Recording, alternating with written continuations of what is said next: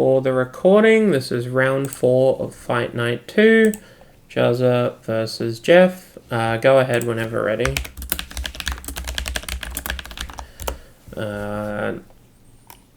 Looks like Jeff's kept and Juzza's mulling to 6. We know that Juzza is on a Mardu pile.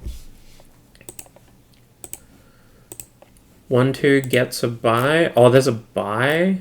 Yeah, there was a bye last round. Looks like we've got a bunch of people who've dropped at 0 and 3 points.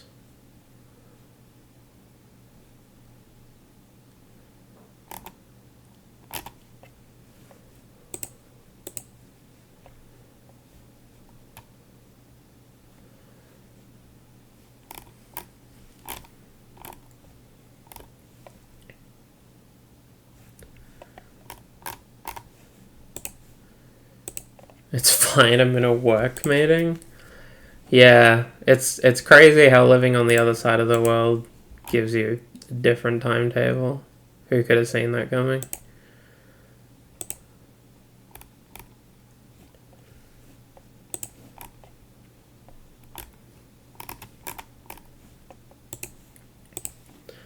Alright, so turn 1 Badlands Nethergoyf versus turn 1 Bayou Inquisition. Inquisition sees Ponder, Wooded Fort Hills, Water Grave, Force Negation, Arid Mesa. We take the Ponder. Okay, so Jeff's hand is a Nethergoyf and a Force Negation. Well, the Nethergoyf in play and a Force Negation. Trying to lose before my meeting started. Yeah, there's not much I can do about that. You play these events at your own risk, apparently.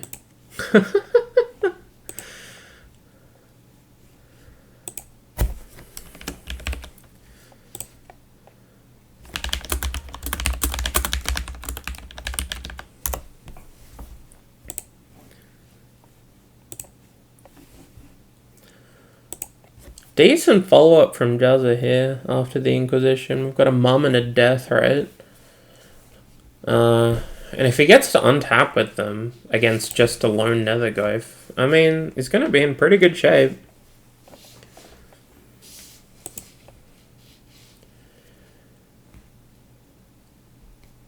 We do know that Jeff has a Force of Negation, which is probably close-ish to a blank here in this matchup. Most of Juzza's spells he's cast over the course of today have been creatures that I've seen. A couple of discard spells, but a lot of creatures.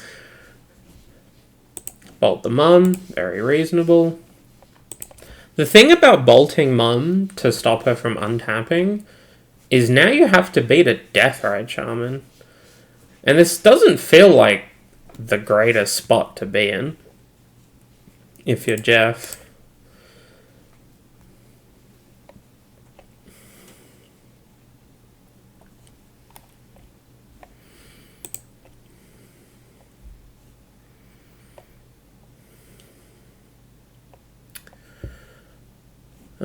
Elegant Parlor, probably going to be following this up with something, I would assume, unless we're just activating Deathrite.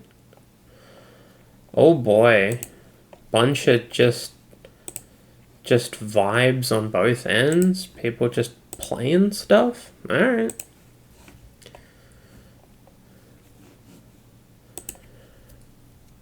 Well, we know Jeff's hand is light. Based off what just happened that turn cycle, we know Juzza's hand is also light.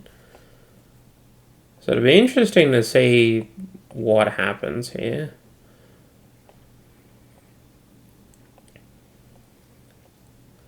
It's got Ophelia. Okay. So he's not missing this turn cycle, which is a pretty big deal.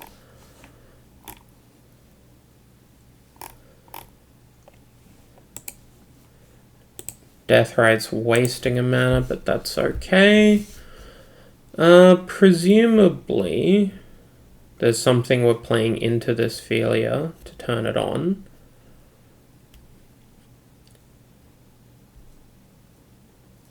There's a bunch of things it could be that would be incredibly bad for Jeff.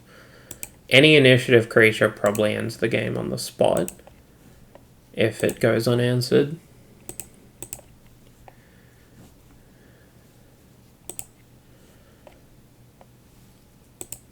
This Jazza playing 4-color Blood Moon. It's not 4 colors. It's just Mardu with a death right. Let's not be too silly about it. As far as I can tell, there are no actual green cards, or at least we haven't seen any.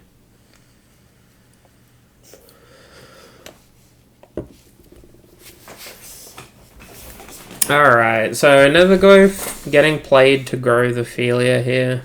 Another Surveil is happening. I mean, Jeff's going to have to find some action here. Then again, I mean, so is Jazza. This board stays, like, decently even, assuming Jeff does something here. Fatal Push on something would be good. Strix is good. Strix, Bricks, Walls, Philia. It's a big deal. Notably, Jeff's Netherglyph is both smaller and pressured by Deathrite Shaman on multiple axes, where Jazza's is free to move. So I would say the extra 2 cards that Jeff has on Jazza are probably... It's probably like...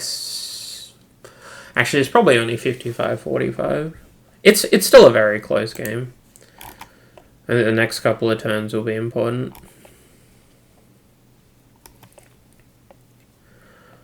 Molten Collapse as a Dreadbore on Baleful Strix. And this is going to be met by the Force Negation we knew about.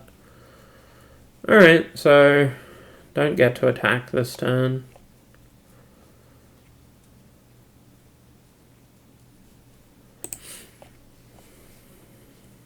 Probably. I mean, this is... if you attack, then the Netherglyph can blow and then you eat it. You give Jeff a card, but you get in, like, 8 damage. That might have been worth it. At least it was an interesting decision point.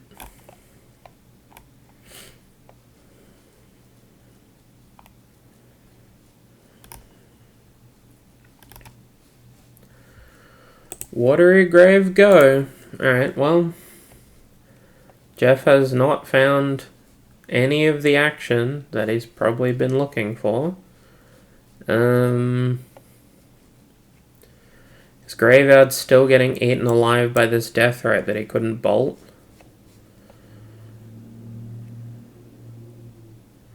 Oh, he drew an answer for Deathrite. Okay. Now that goes to 2-3. So he's getting outsized on the board. They both have very few cards in hand. Jeff does have more mana, but I don't know how much that impacts the game state.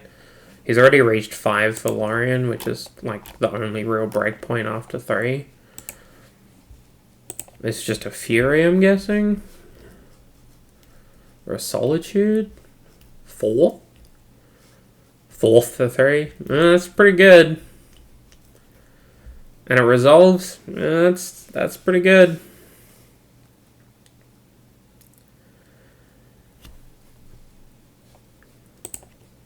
So we're probably flickering Netherglyph here. And now Strix can block the Philia. And then you take 10. Or you block the Netherglyph and you take 9. Or yeah, like you have to block, which means you can't get the Monarchy back. Oh no, you have the Netherglyph. Then you're just dead. Eat Philia, go to 1. Alright. Jazza becomes the Monarch. I mean, Jeff will be able to attack and get the Monarchy, but he's gonna have to have, like, a Damnation to have any shot at the follow-up. The thing is, if he does have Damnation, and he gets to Kraken for 6, and then Wrath with the Monarchy up, he might win this game. He is on 1, and he could probably just die whenever, but... Probe sees him, and Juzza wins. Alright. So Juzza wins game 1 of round 4 in Mardu versus Grixis. Notably not Loot Tree Grixis. I think that is worth looking into here. And when I publish the winning decks, I imagine that'll give us a bit of info. In terms of sideboarding, I think both players are going to sideboard pretty light, I would assume. A lot of the Mardu sideboard cards that you would typically play to help with your combo matchups, you do have things like Graveyard Hate and sometimes, Artifact Hate and whatnot. But against Grixis specifically, it's going to be like some Graveyard Hate, some Rebs, maybe an extra threat or two, a Palantir or a Hearse or whatever they happen to be playing. Grixis will get some Bebs, and maybe a Wrath, maybe a Fire Covenant or a Colligan's Command, something like that. But I would expect both players to sideboard pretty light here.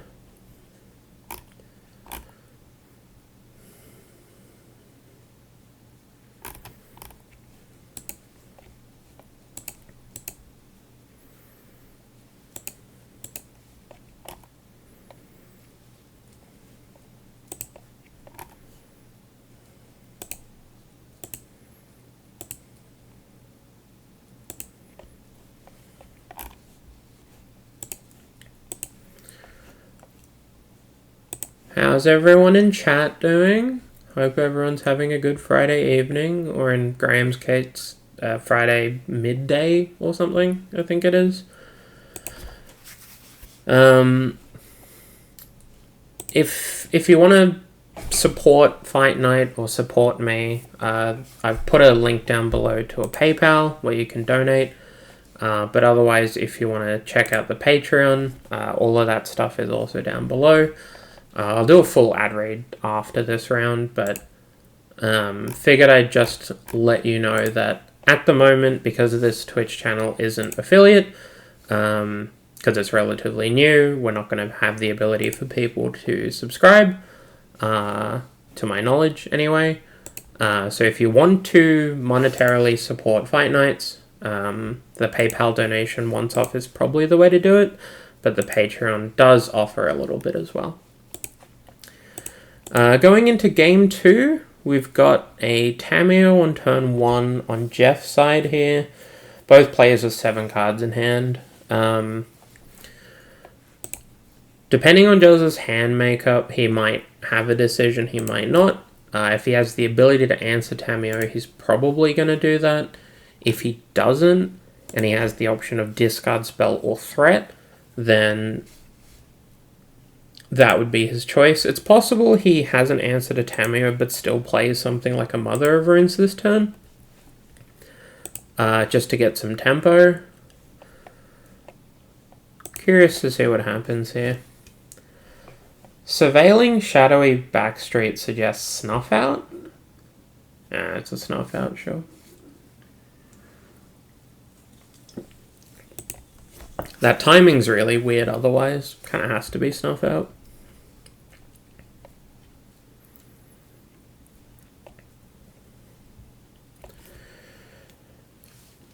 Jeff is following turn 1 Tamiyo with turn 2 Psychic Frog.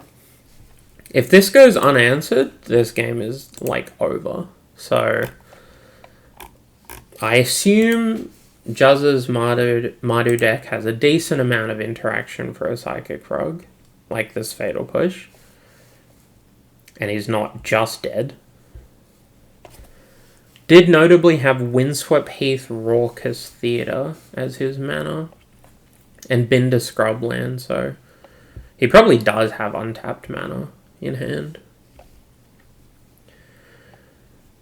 Just firing off the Thoughtseize, sees Reb, 4th Earlingus, Croxa, Swamp Wooded Foothills, so he does have some more mana.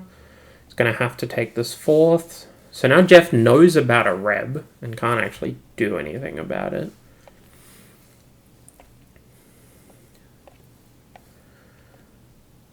FOMO? Okay. That dodges Reb. I mean, Jazz's hand is pretty light now. It's a Reb, a Croaxer, and some lands.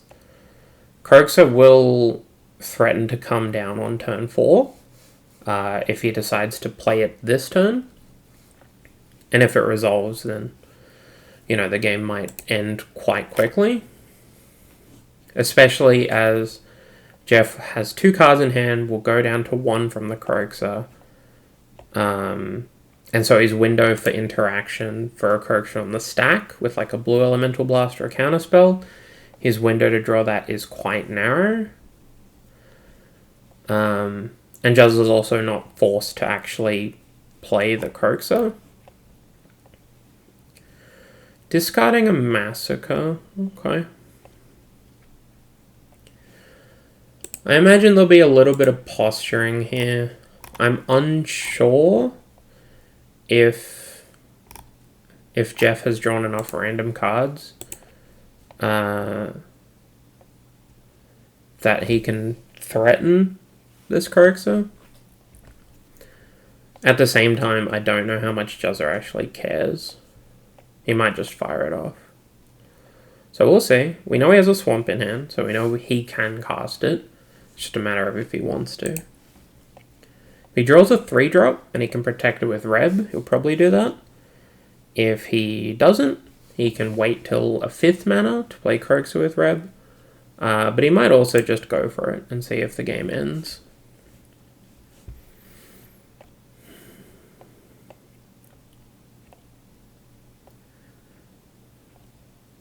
That looks like a Croaxer to me.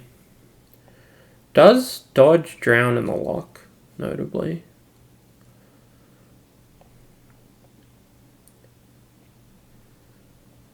Is it a Beb? Yeah, alright. I mean, all that being said, Juzz is under minimal pressure. I mean, I guess it is for a turn. It's not that low. Actually, it's like a decent amount of pressure.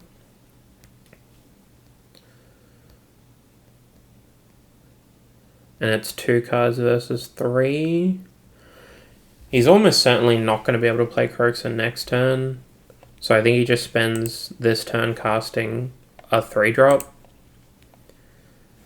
Or a 4-drop and hoping that it resolves to beat the FOMO.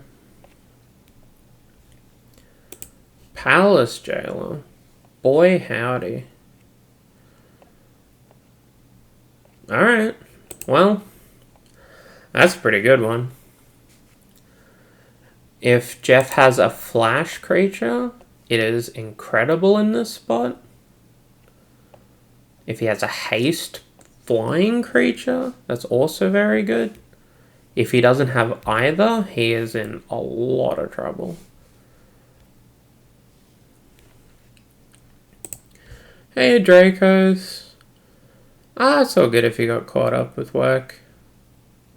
I'm glad that you're here, checking out the stream, checking out Fight Night. We're currently in round 4, so there's actually only a couple of hours left. But at the same time, next week will be Saturday, so hopefully that helps a little bit, at the very least.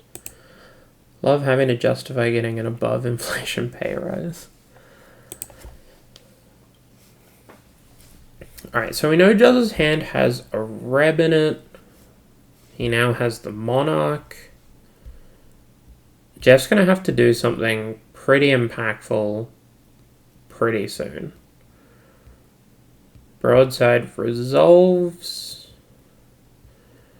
Juzz is probably just going to dome him for 6. Nope. Okay.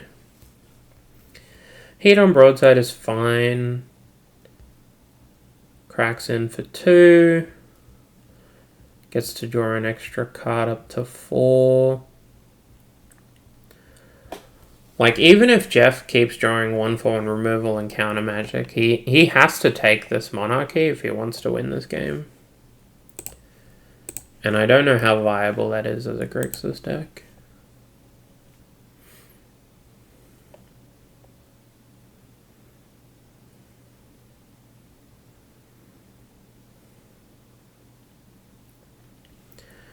Reanimate on Jazz's broadside bombardiers. That's pretty sick. Gives him the monarchy. Gives him the FOMO. Is Mardu still to go? What's the black for? Reanimate, Bowmaster, and black initiative creatures. It kind of depends. There are a lot of different ways you can build Mardu at the moment. Because Mardu initiative got pointed decently heavily, so White Plume Copter Point, Flage Copter Point, Fable Copter Point, in the most recent points change, I would say we're not actually certain what the correct build of Mardu is at the moment. Yeah, that turn cycle was crazy. That Reanimate on broadside into ET could have won the game on the spot, but it was met by Plow and a known Reb, which meant that now Juzza has 3 cards in hand going up to 4, and Jeff is completely hellbent against the Monarchy. Is Juzza on 8 points? No. He has just coincidentally not got a dual land in play. We have seen him fetch Badlands. He actually surveilled a scrub land and then exiled it with Croxer. Juzza is on 7 points. But it is cute that he has 5 lands in play. Yes, and there is a Bayou. Bone Man! I don't think there's anything cool to reanimate. There's like a Tameo and a Psychic Frog. Yeah, right. I think I'll just play some 8-point Boros on Sunday and see how it goes. That's very fair. 8-point Boros is like a very reasonable choice in the current metagame. I don't think anyone's going to figure out Mardu immediately. There's just too many point decisions, more than there were before. So I think you'll actually have to make some choices. We're making a hasty frog. We're getting in there. Hell yeah. Draw those extra cards, Juzza. I mean, I don't know how much the extra cards are going to do for him. Jeff's either going to find an out or die, right? I mean, I can't think of any outs that a Grixis deck would play. There's Price of Progress for a draw. Not even a draw. Price of Progress actually wins here. But I think that is incredibly unlikely. Dead? Probably dead. I can't think of anything.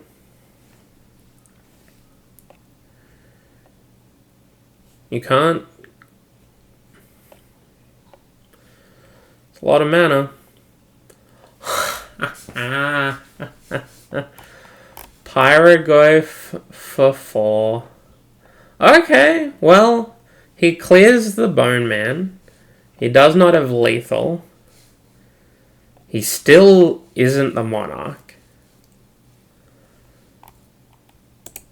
If only he had an artifact. Yeah, Pyroglyph's a hell of a card. Yeah, I was thinking of 5 points of direct burn, and in my head, thankfully, Pyroglyph is always a 4/5, so I didn't actually think it might have been an out, and I didn't check his graveyard.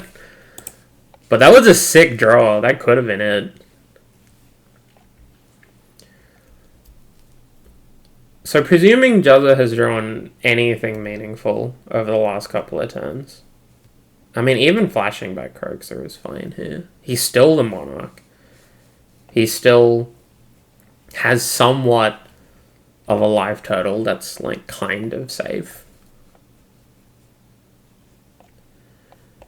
I don't think there's any chance he is attacking. Is Jeff just dead? 7, 4.